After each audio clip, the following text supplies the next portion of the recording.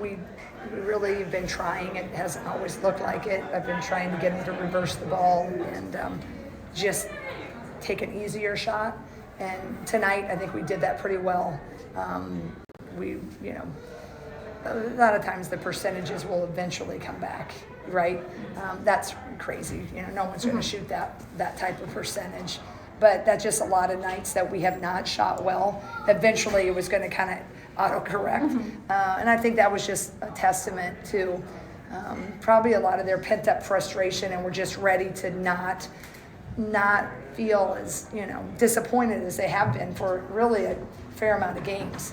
So I think it kind of starts with Lucy Olson, when she had an 8 for 8 type of night, and she kind of, I watched her in practice, and before the game started, I said, I feel it for you tonight. I said, I see it, I feel it, you just need to go do it. And when she started to hit like that, everybody else loosened up. Yeah, I don't think you guys missed a three-pointer until your 10th attempt, somewhere up there. It was 8 for 8 in the first half, and then I think eventually you missed one. Does that, how much confidence does that give the team, particularly coming off the disappointing losses? Yeah, I just think, there's just a lot to be said. When you see the ball go in, it just opens things up. And we haven't been shooting the ball well. So no one's been seeing it go in. Typically it's been McCabe, and then sometimes we'll have Aaliyah, but we haven't seen that long ball go in consistently, and so it can be contagious both ways. And so tonight it was in our favor, which I was really, really happy for. And then I just have one more, then I can let you go. Sorry. Xavier Sellers usually leads this team in scoring by quite a bit. I don't have a box for me. I don't know what she ended up with, but she had 3 points with a couple minutes left in the game. How did you shut her down, and was that a particular focus of the team's defense? Absolutely. The key to the game was their 3-point defense. When they lose, they're in their low 30s. When they win, they're 39. They lead the Big Ten in 3-point shooting percentage. So we really wanted to make them work for it. We instituted a trap on the side whenever they try to flip a screen or bottom it up. And I just said, I want you to go as aggressively as you've ever done it this year, because I wanted him to win all of them collectively, because all 3 of them can shoot. They're 1, 2, 3. Yeah. And I think the way we started the game, and our defense has typically always been there, and it was up until the end. We subbed, with 4 minutes, and they continued to press and score it up, and that's fine. But I think the way we started was that got them a little on their heels.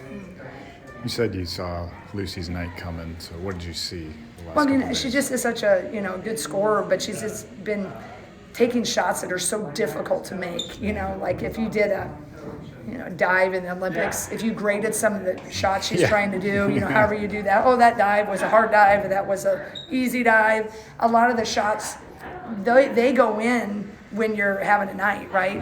But the way a lot of teams were defending her, and when it's not going well for anybody else, your key takes it on their shoulders.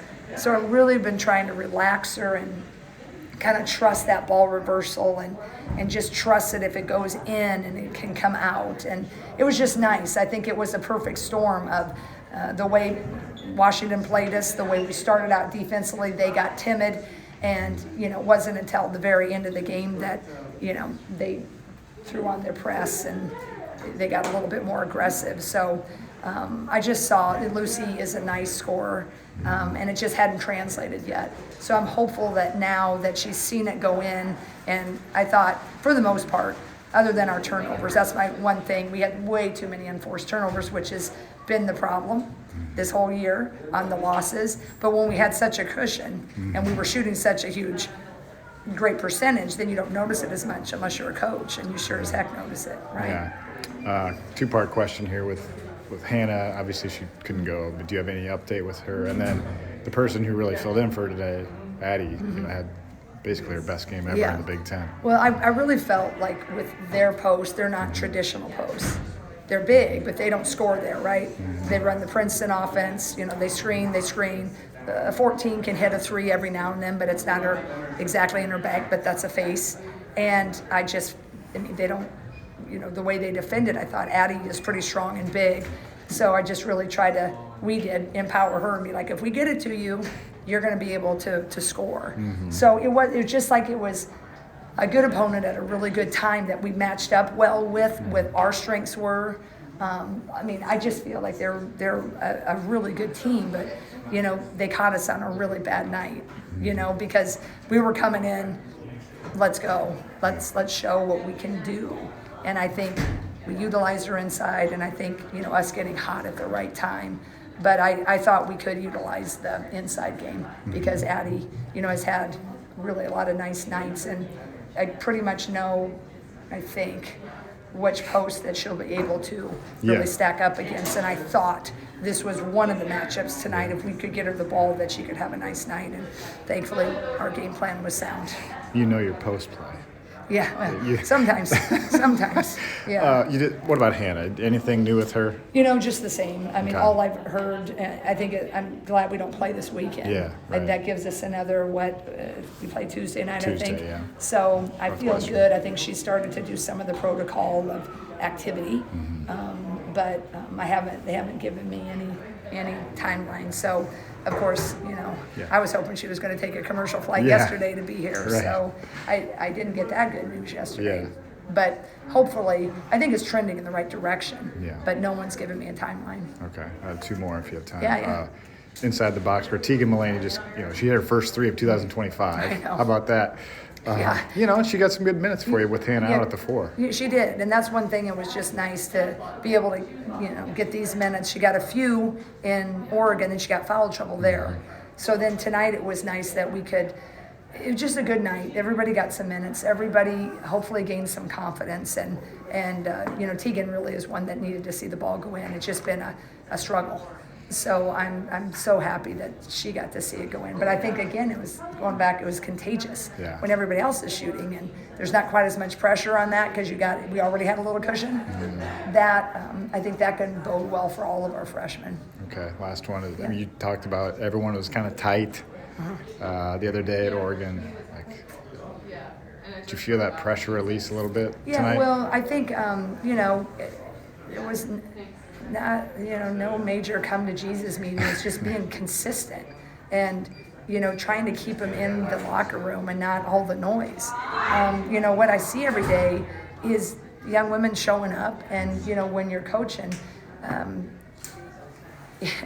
you get in it for the journey.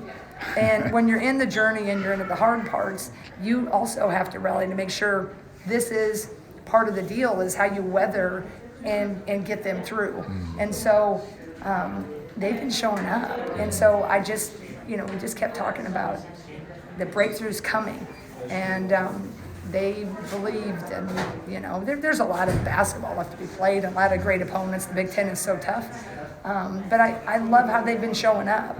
And I'm just happy, so happy they got a win, because they've been close and didn't fall their way. And tonight it was nice it fell their way. Okay. Did you sleep on planes, or are you going to enjoy this red eye? I haven't been sleeping overall anywhere lately as well. But I usually can. It's going to be a weird one tonight because we're get home in the middle of the night. But that's also another thankful. I know it's cold at home. It'd have been a lot colder, and it would have seemed a lot later. So at least when we get out of the car, we can have a breathe a little bit.